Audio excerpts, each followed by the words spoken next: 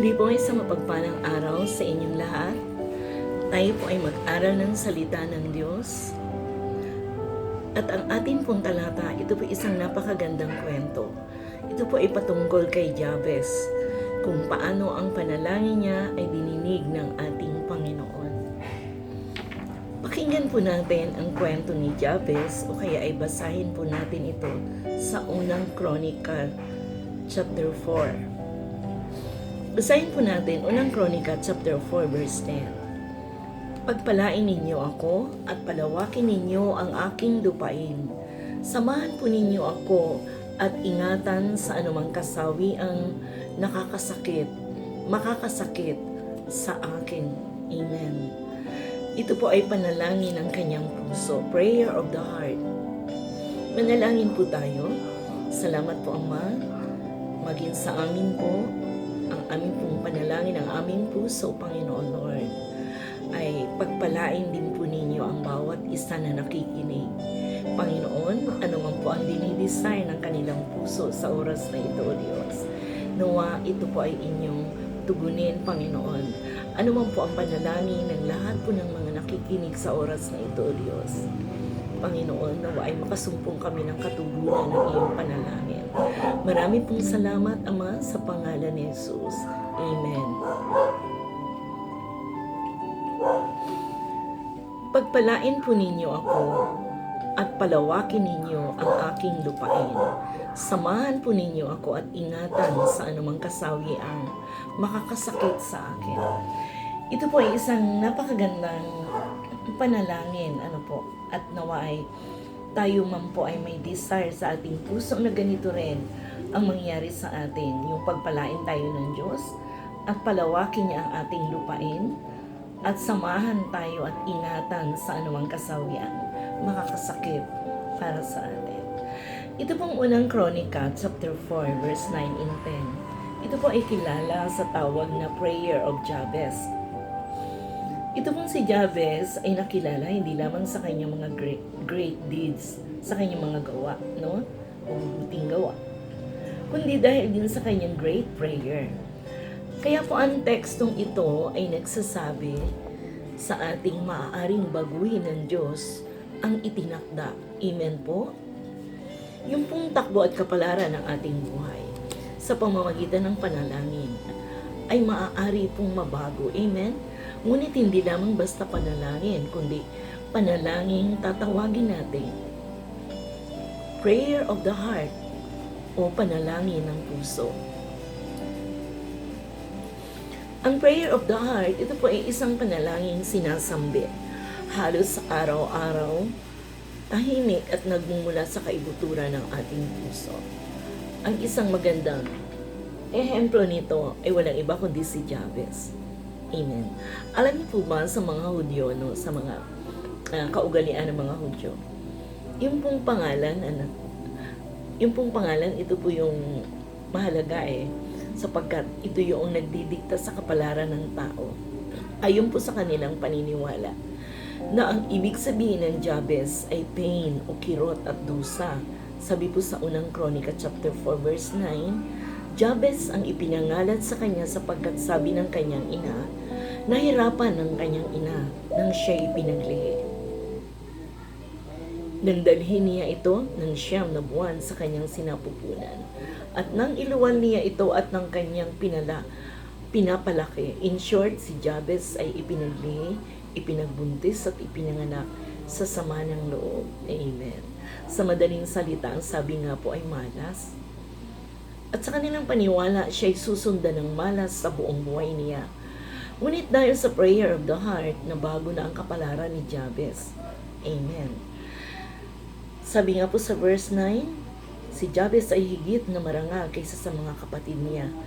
Siyang itinuring na malas ay naging isang higanteng eksperto sa batas ng mga Hudyo at isang bayan pa nga ang ipinangalan sa kanya. Ano po ba yung una niyang panalangin? Oh, that you would bless me. Pagpalain po ninyo ako. Sa unang Kronika chapter 4 verse 10. Pagpalain niyo ako, oh, that you would bless me. Sabi nga po doon. Ang hinihingi po nitong si Jabez ay ang blessing ng Diyos Yung salitang blessing, hinango sa Hebrew word na barak, na ibig sabihin ay praise or congratulate o salute. Ito'y may kaugnayan sa kaligayahan o kapakanan ng pinagkalooban ng blessing o pagpapala. Amen. Nang pinagpala ng Diyos ang mga isda, ang mga ibon, di po ba, wika niya, magpakarami kayo. Multiply. At nang pagpalain ng Diyos sina Adan, sila Eva, binigyan niya sila ng kapamahalan sa lahat ng nilikha. Yung pong tinatawag na authority. Amen? Nang pagpalain ng Diyos si Abraham, sinabi niya, gagawin kitang dakila. Dakila ang iyong pangalan. Greatness. Amen. At sabi nga po sa New Testament, ang blessing ay nagmula sa salitang makarios na ibig sabihin ay kaligayahan o mabuting kapalaran. Ito po yung nilalaman ng Matthew chapter 5 verse 3 hanggang 10 na sermon sa bundok. Amen po. Na ito ay naglalarawan kung sino nga ba ang tunay na maligaya at mapalad. At ang isa pang salitang ginagamit para sa blessing, yung pong eulohio, na ang ibig sabihin ay mabuting salita, ulat tungkol sa isang tao. Dito kinuha yung salitang eulogy. Amen. Yung pong pangalawang panalangin ni Jabez is, enlarge my territory, o palawakin ninyo ang aking lupain. Enlarge my territory. Amen. First Chronica, chapter 4, verse 10. Wala po itong kinalaman sa karagdagang kayamanan tulad ng mga lupain. Ang hinihingi po ni Jabez ay karagdagang impluensya upang lalong makapagbigay dangal sa Diyos. Sa kahilingan po ni Jabez, ay mangyari sa kanya ang mga sumusunod tulad po ng ialis siya sa kanyang comfort zone. Sa dati niyang ginagawang nakasanayan na. Masarap, madali ang manatili na lamang sa comfort zone sa dati na nating nakasanayan. Pero dito, hinihiling ni Jabez sa Diyos na tulungan siyang magsagawa ng mga bagong pamamaraan upang magkaroon siya ng mga pagbabago. Amen. Mahirap magsimula ng mga bago, ngunit ito lamang ang tanging paraan upang lumikha ng pagbabago. Sabi nga, huwag po tayong umasang may magbabago kung patuloy nating ginagawa ang mga dati na. Amen? Napakahirap magsimula ng anumang gawain, pero posible. Amen po? Kung ito ay ating gagawin. Sabi nga po dito ay, pangalawa yung idasog o move, yung boundary o limitasyong itinakda niya sa kanyang sarili. Alam ba ninyong tayo ang nagtatakda ng limitasyon na maaari nating magawa? It is actually we who put limits to what we can do. Kapag ipinadasog natin ang boundary sa Diyos, ibig sabihin, nakahanda tayong magpuyat, magpagod, maghirap, and we cannot stretch our potential to reach higher aspirations. Amen? So, kailangan natin may kaunti tayong sakripisyo. We can, sabi nga ay, we can stretch our potential to reach higher aspirations. Amen nga? Amen po? Hallelujah? Napapaloob din po dun sa enlarge my territory, yung pong dagdagan ang kanyang mga responsibilidad. Masarap na nating maranasan yung dagdag na benefits, pero hindi yung dagdag na responsibilidad, sapagkat nangangailangan ito ng mas mahabang oras ng pagtatrabaho. Tulog na ang lahat, ay gising pa rin tayo. Amen? Nagpapahinga na ang lahat, ay nagtatrabaho pa rin tayo. Ano po ba yung pangatlo na hinihingi niya sa Panginoon sa kanyang panalangin? Your hand be with me. Samahan ninyo po ako and keep me from harm. Amen? Samahan po ninyo ako. Let your hand be with me. Ito ang hinihiling ni Jabez. Ito ay hindi simpleng companionship lamang. Hinihiling ni Jabez ay ang pangunguna, ang paggabay, ang pamumuno ng Diyos sa kanyang buhay. Nangangahulugan ito ng mga sumusunod. Hindi siya gagawa ng anumang bagay na lalabag sa kautusan ng kalooban ng Diyos. Handa siyang tumanggap ng disiplina ng Diyos kung sakaling siya ay magkamali o magkasala. Lagi niyang ipapailalim yung kanyang sariling kagustuhan sa kagustuhan ng Diyos. at ipagkakaloob niya ang papuri sa Diyos at ang lahat ng kanyang pagtatagumpay.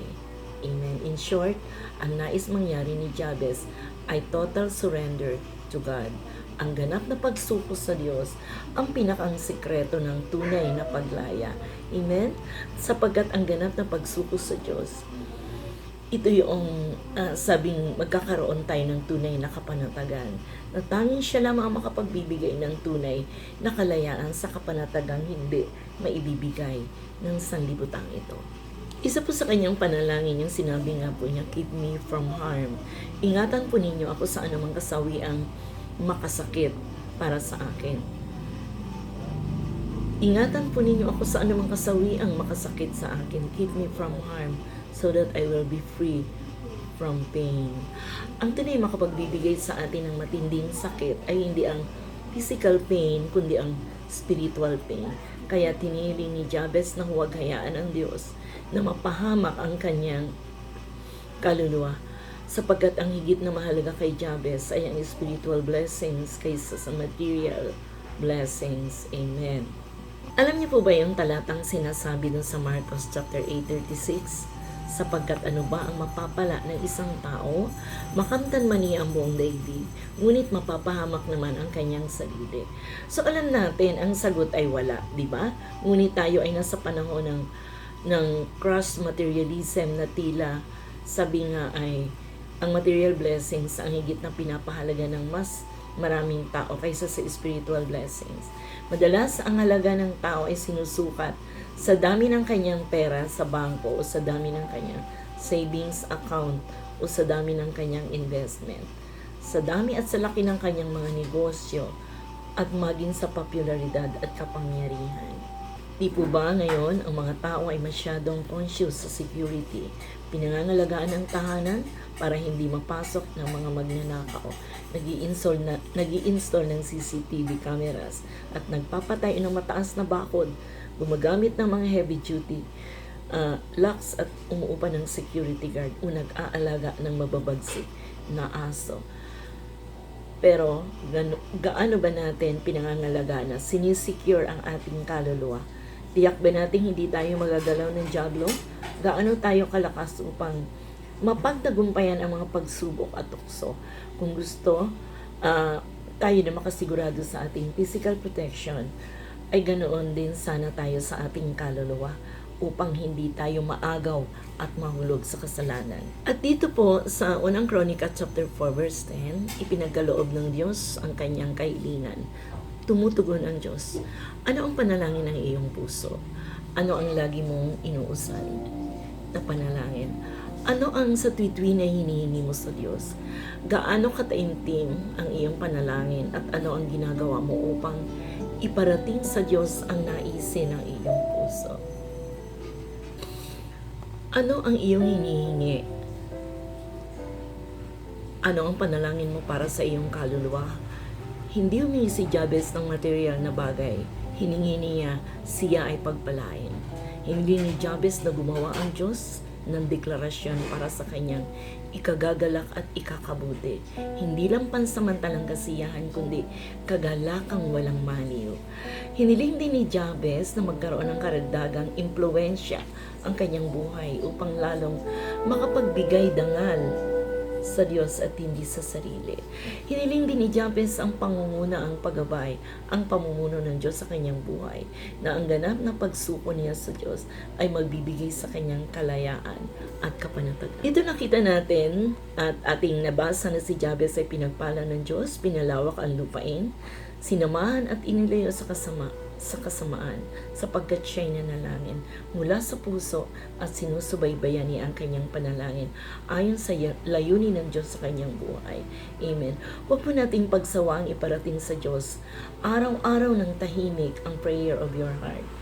Isabuhay po natin ang buong katapatan ng ating panalangin, because one day, and that is as sure as the rising of the sun, God will simply give you the prayer of your heart for His glory.